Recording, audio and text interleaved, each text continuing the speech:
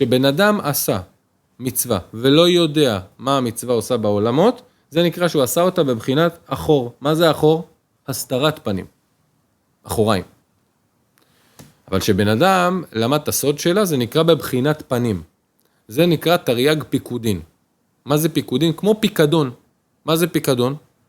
פיקדון הכוונה שבתוך כל מצווה גנוז אור. אור. יש אור רוחני. אם אני מבין את הסוד של המצווה, אני מושך מקסימום אור מהמצווה. לי, ולכם, יש רמ"ח איברים ושס"ה גידים. זה יוצא ביחד תרי"ג, נכון? רמ"ח שס"ה יוצא תרי"ג. כל מצווה היא כנגד איבר. שאני עושה מצווה ויודע אותה על בוריה, זאת אומרת, אני יודע גם לבצע אותה מבחינה הלכתית 100%, ואם אני מעדר בה, בכלל.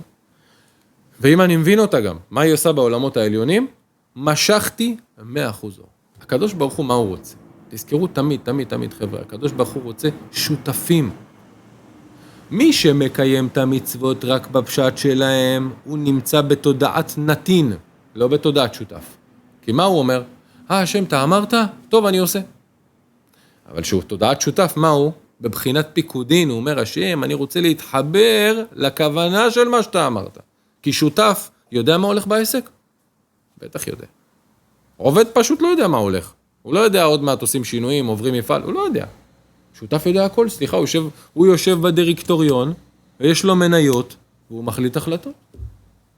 נכון? השם רוצה שותפים.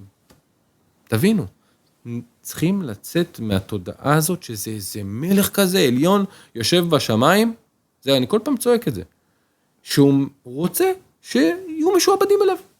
כאילו הוא בשר ודם, צריך כבוד. כתוב, מי הוא זה מלך הכבוד? אדוני צבא אותו מלך הכבוד צלע. מה אתה חושב? זה מעניין אותו? מה, אתה חושב שאתה יכול להוסיף לו גם כבוד? זה לא, אתה לא יכול לגעת בו בכלל. אתה לא יכול לעשות לו כלום. מה סך הכל הם מבקשים ממך? שתהיה שותף שלו. תבין, הוא עושה לך הזדמנות, הוא אומר לך, אני נותן לך הזדמנות להיות שותף שלי. אם עכשיו טראמפ, או אילון מאסק, לא יודע, כל אלה, יגידו למישהו, אתה רוצה להיות שותף שלי? עזבו את הכסף, רוצה להיות שותף שלי, בוא אני אשתף אותך, כל ההחלטות שלי, תייעץ לי, אתה רוצה להבין סוד הדברים, איך אני מנהל? בטח שאני רוצה. השם אומר לך, רוצה להיות שותף שלי? יופי. גש בבקשה לחנות הספרים. אני שמתי שם את כל השותפות שלי ושלך.